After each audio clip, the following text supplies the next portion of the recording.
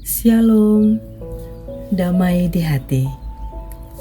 Saudara-saudaraku, Jemaat Gemim Gloria Jakarta Selatan dan simpatisan, serta semua yang boleh mendengar renungan di pagi hari ini yang saya kasihi di dalam Tuhan Yesus Kristus.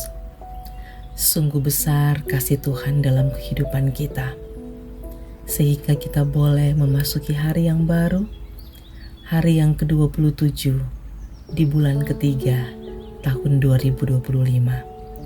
Kita imani ini semua karena kasih Tuhan.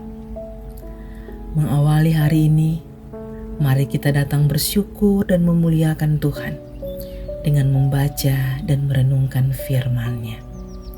Sebelumnya, mari berdoa.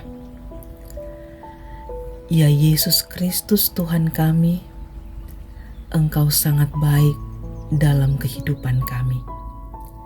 Kasih-Mu selalu menyertai kami, sehingga kami boleh memasuki hari baru. Hari yang ke-27 di bulan Maret tahun 2024. Terima kasih Tuhan. Kami akan membaca Alkitab dan belajar firman-Mu. Besertalah dengan kami dalam tuntunan kuasa Roh Kudus, sehingga kami boleh memahami, menghayati, dan mengaplikasikan firman Tuhan itu dalam hari-hari hidup kami. Di dalam nama Tuhan Yesus, kami berdoa. Amin.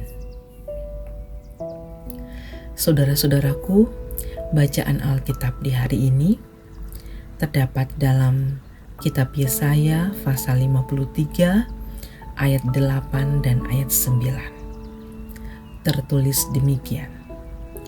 Sesudah penahanan dan penghukuman ia terambil, dan tentang nasibnya siapakah yang memikirkannya?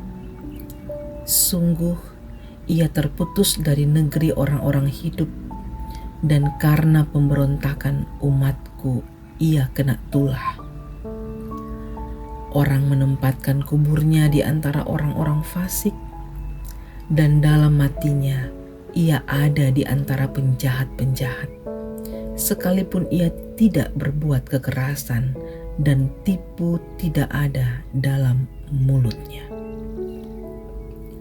Demikian pembacaan Alkitab dan renungan harian keluarga di hari ini diberi judul Karyanya Tidak Dipedulikan. Saudara-saudaraku yang dikasihi dan diberkati Tuhan, seringkali dalam kehidupan ini, baik dalam keluarga, di tempat kerja, di kampus, ataupun dalam pelayanan di gereja, seringkali kita menghadapi kenyataan bahwa apa yang dilakukan tidak dihargai oleh orang lain. Pengajaran dan nasihat ditolak. Hukum dan aturan diabaikan. Pengorbanan yang diberikan seringkali sia-sia, seolah-olah sia-sia, karena tidak dipedulikan dan tidak dihargai. Hal ini seringkali mematahkan semangat untuk terus melayani. Firman Tuhan di pagi ini menekankan bahwa sang hamba menderita bukan karena dirinya, melainkan karena dosa dan pelanggaran umat manusia. Lebih jauh di dalam bacaan kita saat ini menggambarkan bahwa sang hamba yang taat akhirnya mati. Dikatakan ia terputus dari negeri orang-orang hidup. Siapa yang peduli akan apa yang terjadi padanya? Tidak ada yang peduli padanya, tetapi ia tetap melakukannya dengan setia dan taat. Ini menggambarkan penyerahan diri total, menyerahkan seluruh kehidupan pelayanan bagi mereka yang seharusnya tidak layak menerimanya. Ia boleh melakukannya hanya karena kasih dan ketaatan kepada Tuhan Allah. Saudara-saudaraku yang saya kasihi dalam Tuhan, ketika kita merasa tidak dihargai, bahkan ditolak, yakinlah bahwa kita tidak sendirian. Yesus Kristus memahami perasaan ditolak, terhina, dan kesepian itu, karena Dia sendiri telah merasakannya. Dia mengasihi, menghargai kita sedemikian tinggi dengan mengangkat kita yang percaya kepadanya sebagai anaknya yang dikasihi. Dan lebih dari itu, Dia menanggung beban dosa kita. Karena itu, jika kita merasa kurang dihargai atau merasa tidak dipedulikan, bahkan difitnah, percayalah, kita semua berharga di matanya dan kita diperhatikannya. Kutuk dan tulah telah diubahnya menjadi kasih karunia-Nya untuk menolong kita, anak-anak-Nya. Jemaat Tuhan yang terkasih, sebagai anak-anak Tuhan, marilah kita merespons kasih karunia Tuhan Allah dengan mengerjakan tugas pelayanan dengan penuh tanggung jawab.